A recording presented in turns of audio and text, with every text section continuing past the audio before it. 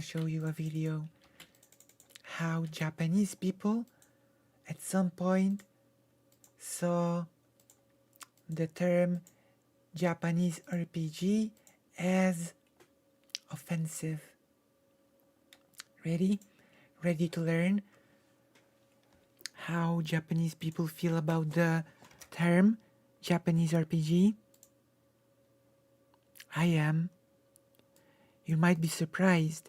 We are starting from a quote from a currently very famous developer called Naoki Yoshida, the person that has revived Final Fantasy XIV and is responsible for its success, and also he's working on Final Fantasy XVI. Hi there, this is David, and today... Oh my gosh, loud video. Yeah. You play the role of Mario. Like, I honestly feel that there are certain specific elements to an RPG made in Japan that, I don't know, it's a very specific thing, you know? For me, it's a very feels-based thing, okay? It's a very feels-based, what I would consider an RPG when it comes to Japanese games, you know? Very feels-based. Today I would like to discuss something. More specifically, the term JRPG. So, if you're out of the loop, pretty recently there was an interview with Yoshi-P or Yoshida, Naoki who is Yoshida, one of the developers for Final Fantasy XVI. director. And he had an interview with SkillUp, and he Director. had a quote in there that I just want to read aloud to all of y'all. The thing that Yoshida wants to get across is that whenever we are creating games, at least with our team, we don't go into them thinking that we're going to be creating JRPGs. We just go into them thinking that we're going to be creating RPGs. For us as developers in Japan, the first time that we heard it, it was like a discriminatory term, as though we were being made fun of for creating these games. And so for some developers, the term JRPG can be something that maybe will trigger bad feelings because of what it was in the past. It wasn't a compliment to a lot of developers in Japan. We do understand that recently, JRPG does have better connotations and it's being used as a positive, but we still remember a time when it was used as a negative. So this is pretty disheartening. Keep in mind that from my perspective it makes sense, you know, because to a Japanese developer it's just an RPG, just like, to not look for a far-off example, to a Japanese person manga is just a comic book, you know. It's not specifically a comic book made in Japan, and anime is just animation for a Japanese person, not Japanese animation, you know. I don't know. I think the whole discussion about RPGs, what makes an RPG can become really strange, you know.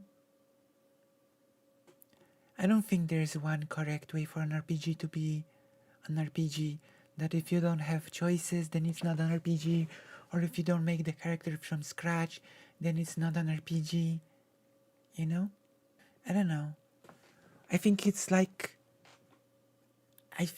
gender. It's very feels based, and it's very like almost how you identify a game, you know? The genre is the genre that you identify it as, you know? I don't think there are hard lines, to be honest. If that makes sense, you know? I think it's really a feels based argument, because that, like, yeah, genre is a fuzzy thing, especially now. I think nowadays games have elements of everything. Like, you don't really have pure quote-unquote platformers anymore. Yeah, like, I don't know. A lot of genre is like just feels based, to be honest. Heartening to me. JRPGs are my favorite genre. You can see them all behind me. I have a shrine to JRPGs here in my house. And it's kind of surprising to me that he first heard that term 15 years ago, because I remember using that term 25 plus years ago. Back whenever I'd be reading the Nintendo Power, before there was even an internet, I remember knowing about JRPGs and thinking that they were a good thing. Thinking to myself, okay, I know that this game is a JRPG as opposed to the bad RPGs. Because at that time, the Western RPGs, Ultima, Wizardry, games like that, they were no good. I remember the first time that I played a Western RPG that I actually had fun with was Diablo on the PS1, which was probably somewhere around 1997-ish. Controversial statements. 15 years old. So all before then, it was all JRPGs. I wonder all if the anyone. time, and it was just. I wonder if anyone will be angry here at how this person describes old Western RPGs. Yeah, but how do you define progression? Every single Zelda game has progression. Nier Automata has progression. All of those games have progression. Like, I don't think... Name me a modern game that does not have progression, to be honest. I think you will be hard pressed to name me a modern game that has no element of progression to it when it comes to your character. A really good thing. Now, he says that the first time that he heard the term was 15 years ago. So let's look back. Let's rewind to 15 years ago. During that console generation, we had the Nintendo Wii, the PS3, and the Xbox 360. And if you recall, this was a very dark time for RPGs. On the Wii, there was Arc-Rise Fantasia, Apuna, Tales of Symphonia 2, and then after begging and pleading well after the life cycle of the Wii was pretty much over, Oh yeah, but by your standards, almost non-RPG made in Japan is an RPG actually, you know? Almost no Final Fantasy game is an RPG according to your standard, if we took it really seriously, you know?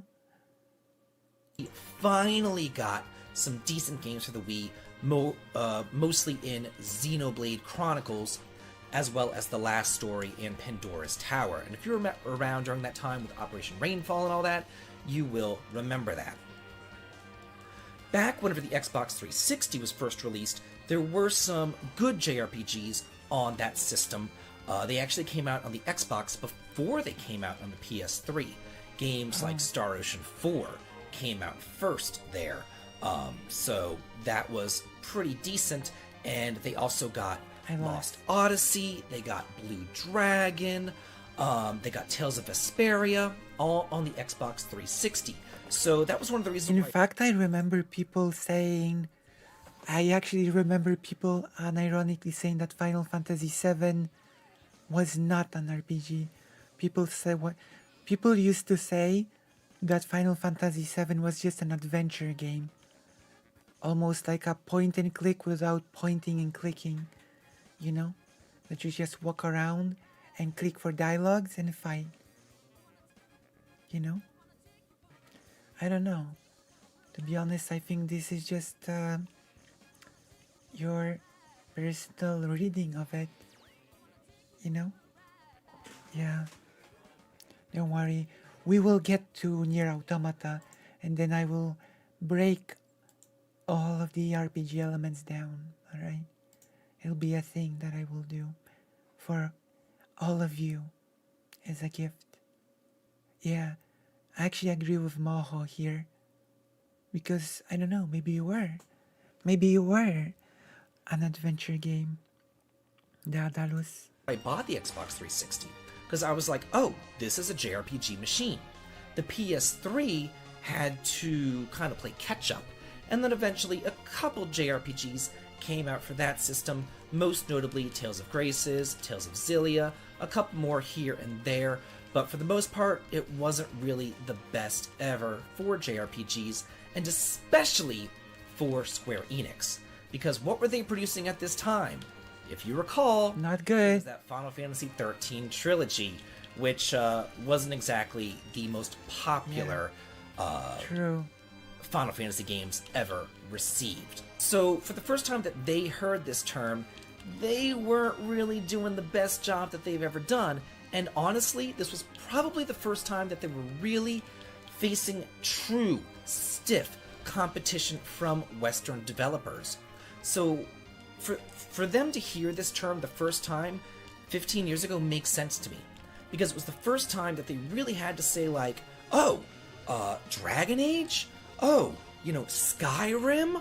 Oh, Mass Effect? Oh, wow, yeah, these games might actually, kick our ass. We need to figure this out. And they were actually had some competition. What was the competition back on the SNES? Back on the PlayStation 2?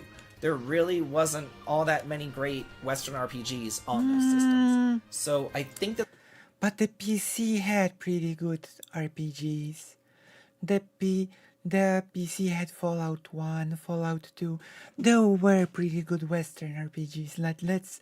Let's not pretend that there are no good old Western RPGs. You know?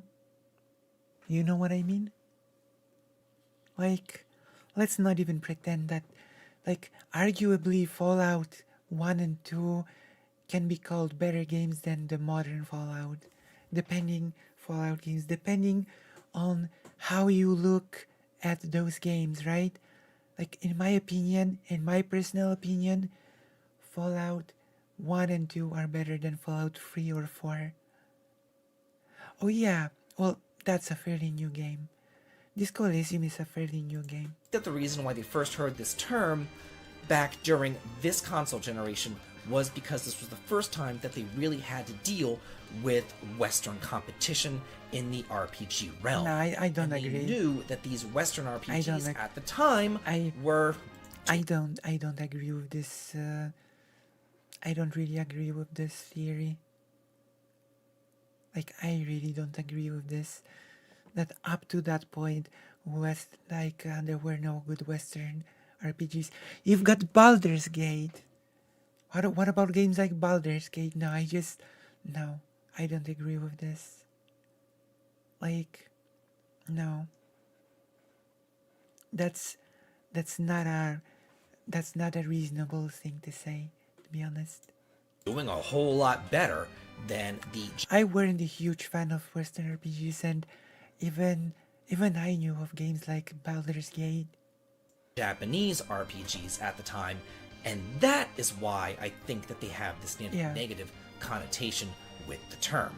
So that being said, I was actually in a conversation earlier today with Super Derek. No, I don't think so. I honestly do not think that is the reason why Japanese RPG as a term had such bad connotations from... I genuinely think that it's a case of... I genuinely think it was considered a derogatory term, like, because the JRPG sort of became like the equivalent of a white man being just a man and a Asian man being an Asian man, a black man being a black man, etc. Like Western RPG being treated as like the default, just RPG, and the Japanese RPG being treated as like the Japanese RPG. Does that make sense? Does that make sense? Like, I don't know. I think my explanation seems more reasonable than some wild theory about Japan having to face sudden competition and suddenly knowing the term and thinking of it as derogatory. Therefore, I don't think so. Like, it does not feel... What do you think? Whose theory is better, mine or this person's? Like, I don't know, it feels like it just felt otherizing, but you don't need to play the first two games. You can play each game as its separate thing, no problem. You don't need to play Witcher 1 or 2, you can just play 3. Yeah, it just, like, I will admit that they did become a bit, they had a low point during the PS3 era, but I don't buy the theory. I don't buy this theory that's why the term was considered derogatory. Like, it just doesn't seem like a reasonable hypothesis to me. And he brought up a really good point. I don't know. He said, you know, David, we could always change the term. We've changed terminology before. We've done it in the past. We've done it in my lifetime. I'm sure in your lifetime too. Do you remember the term Japanimation? No. I remember it from the 80s and the 90s. That was animation from Japan, as opposed to just regular cartoons that were on from Western studios. But do we call it Japanimation anymore? No, that term fell out of favor. Now it is called anime. And is it really a big deal to call it Japanimation versus anime, one or the other? No, it really doesn't matter, but nobody uses the term Japanimation anymore because I guess it has some negative connotations. I'm gonna be honest.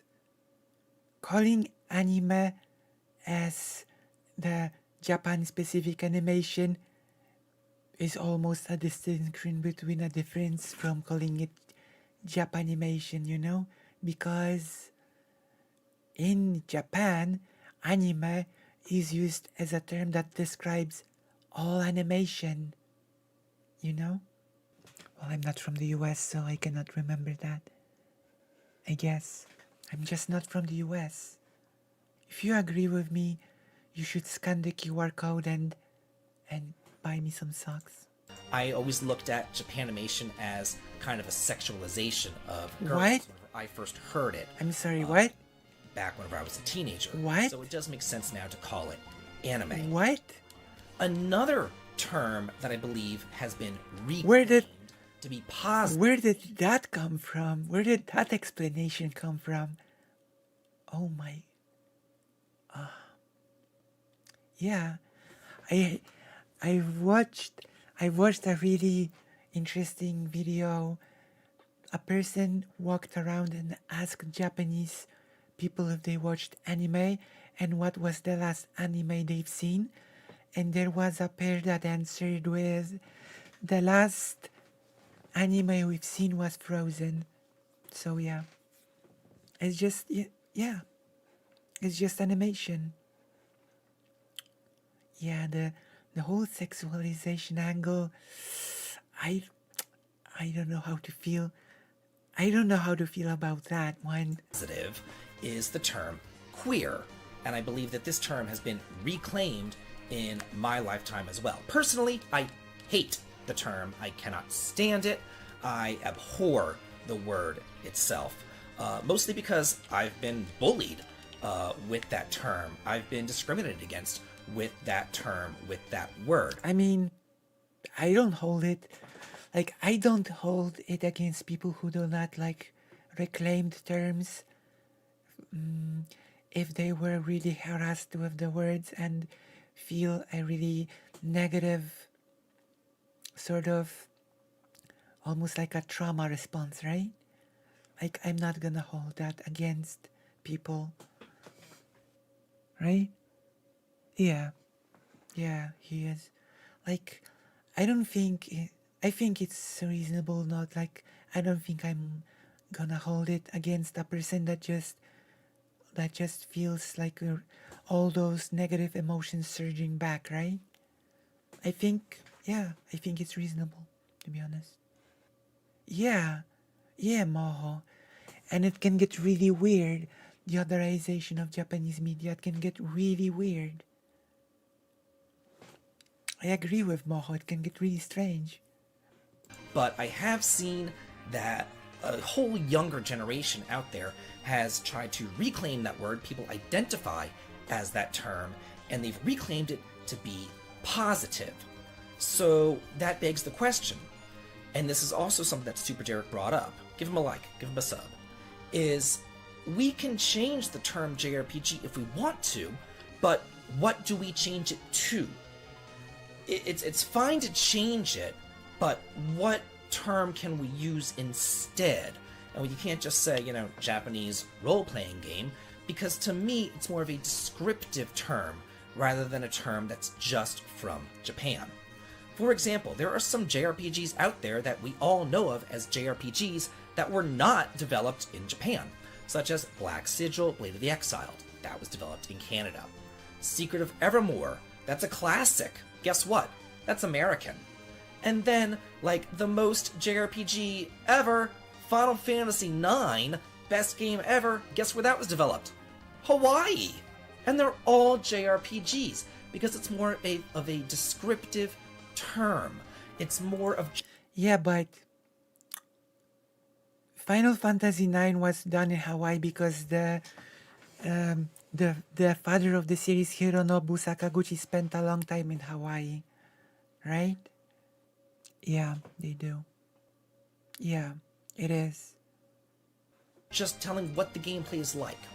If you were to just classify them all as RPGs, you can't tell me that Hyperdimension Neptunia and Skyrim fall under that same umbrella. To me, they are two entirely different things, and they do need some sort of descriptor just so that we can easily figure out what they are. So that's basically what I wanted to talk about today. I wanted to just ask, what do you all think about this? Open up a discussion where you can... I don't know. I think we fixate on labels a bit too much. Talk about this freely and openly and without fear of reprisal or anything else like that. Maybe you know of a good term that we could use instead of JRPG. Maybe you think that JRPG is fine and you're perfectly fine with keep on saying it. And honestly, it's been 40 years. I'm probably still going to keep on saying it, at least for the foreseeable future. But if we can come up with a term that can replace it, I could be open to saying something else. I don't know. What do you all think about this? It just seems to be kind of the floodgates are open, and I'm just curious. I would like to know what you feel about what Yoshi-P said, what you feel about the term JRPG, and just all of this in general. I'd love to hear what you all have to say in the comments, and as always, have a good day. Okay.